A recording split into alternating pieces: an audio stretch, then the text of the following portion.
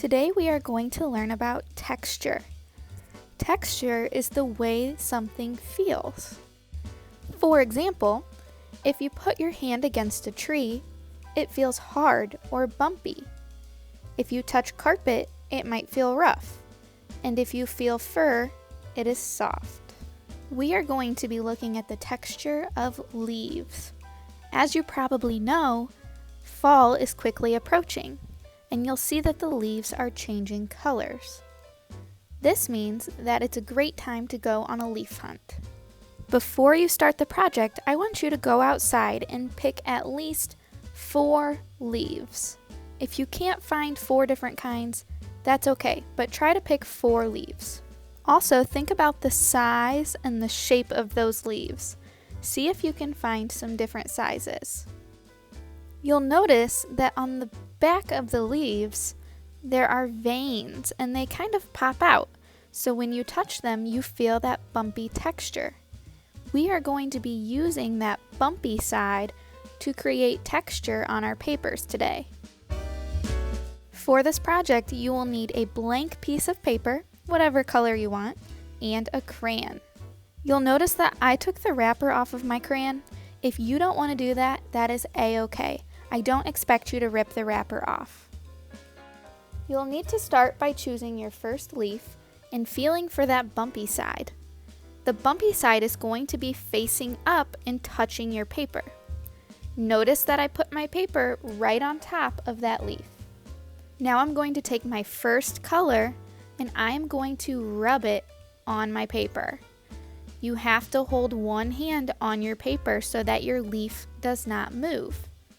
I'm not pressing super duper hard, but I am adding some pressure. If you really take your time and you add enough pressure, you should start to see the veins of your leaf show up. It's almost like a stamp of your leaf.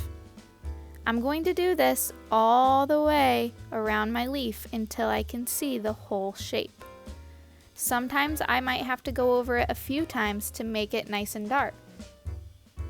If it's not showing up, you may have used the wrong side of your leaf, or you just need to try again.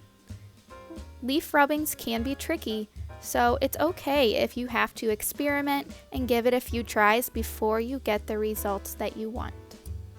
Now I'm going to choose my next leaf. I'm going to make sure that bumpy side is facing up, and I'm going to place my paper on top of it so that it's covering the whole leaf. I'm going to repeat my steps by rubbing my crayon on top of that leaf until I can see the whole picture. Sometimes it can be tricky to hold that leaf and the paper down, so if you have a parent or a sibling, maybe they could help you by putting a hand on your paper while you rub the crayon. I want you to try rubbing all of the leaves that you found. You might need more than one paper depending on the size of your leaves, and that is okay. I'm going to speed up my video and you can see what the rest of my leaves looked like.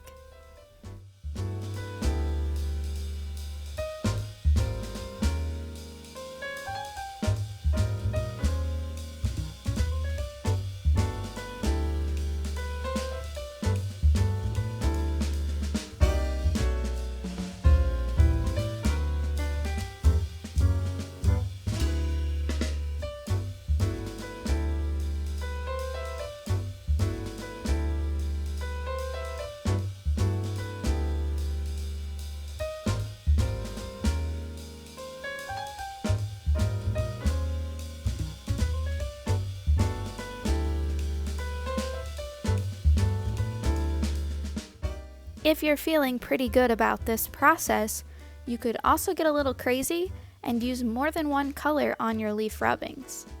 So this time, I'm going to start with an orange crayon, but I'm only going to do part of the leaf with the crayon.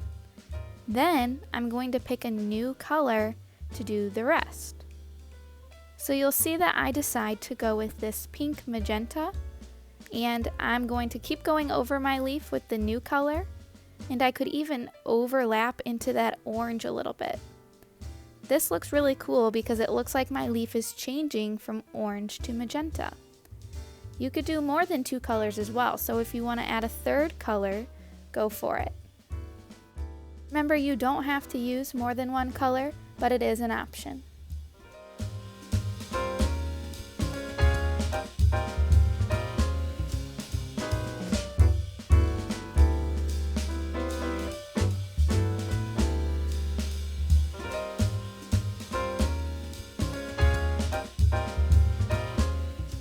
When you are all done, take a picture of at least one of your papers and turn it in the Google Classroom.